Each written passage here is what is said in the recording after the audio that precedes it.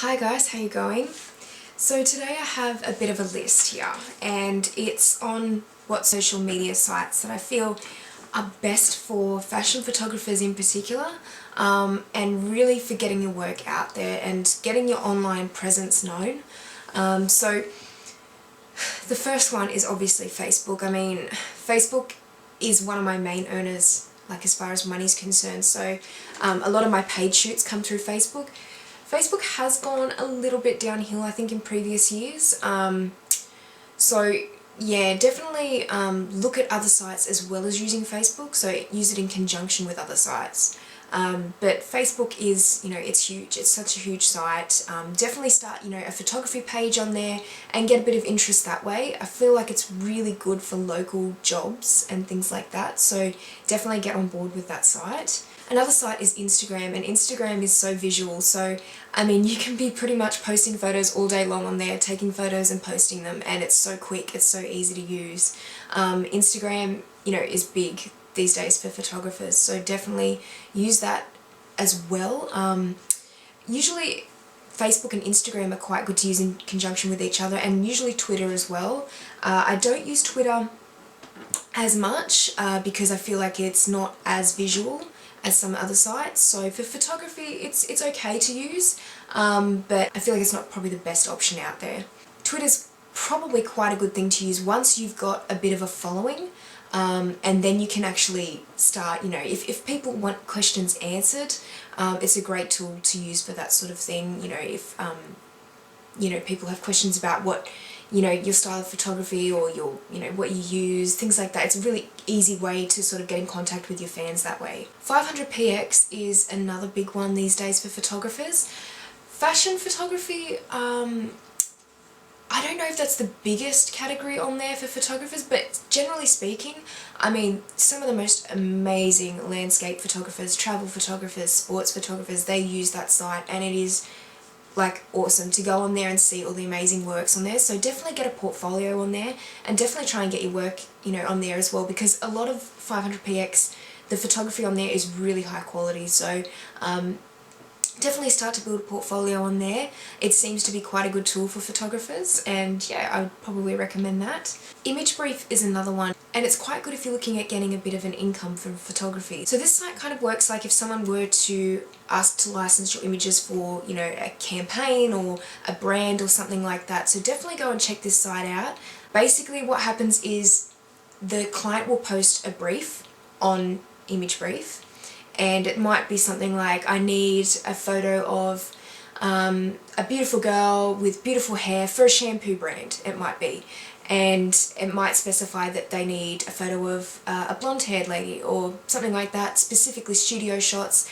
And I mean, this is great if you've got any photos that are model released, and say you did like a studio shoot, a couple of years ago with a girl with blonde hair, and you think it would suit the brief, then you can look at submitting them to the site and to that brief, and if yours is the image that's chosen, you could possibly get, say $1,000 for that photo to license it. So definitely look into that site, because I've used it a few times, and it's quite good, if you've got any photos, especially if you've got a large database of photos that you're not using and a lot of the photos are just kind of sitting there.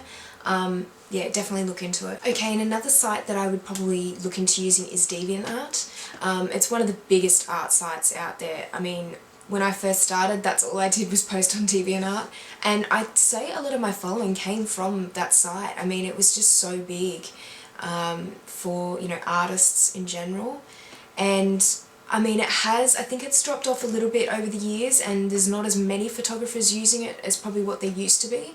But definitely look at going on there for inspiration and that sort of thing, or even starting your online portfolio on there is always a good way to go.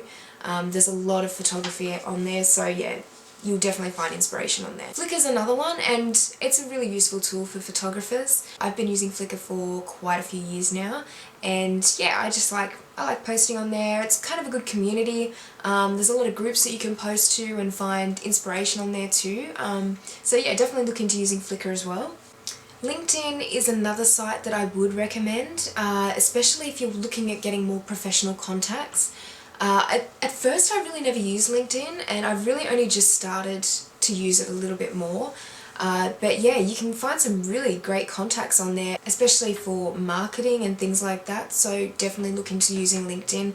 I mean, I know when I was at TAFE and I was studying, a lot of my teachers would consistently tell me to use LinkedIn, and I never kind of listened to them, and I don't know why, but yeah, just look into using LinkedIn as well. It does seem to be, you know, quite a good site for professionals. WordPress is also a site that I'd recommend. You know, if you've got any blogging goals or anything like that, I find WordPress quite easy to use in that sense, and it's quite a big platform too. A lot of people use it, and there's some really nice, you know, free themes on there that you can use too. So if you're looking for an inexpensive way to go about using, even for a website, you can build your website with WordPress, and it's usually, you know, you can find a template for a reasonable amount of money, you know, like $50 or something, and just get it put together. So yeah, WordPress is definitely another one that I would recommend. Okay, and some secondary sites that I'd probably recommend as well. Twitter was one of them, so I've already spoken about that. But Tumblr, Tumblr's quite good for finding inspiration on, I think.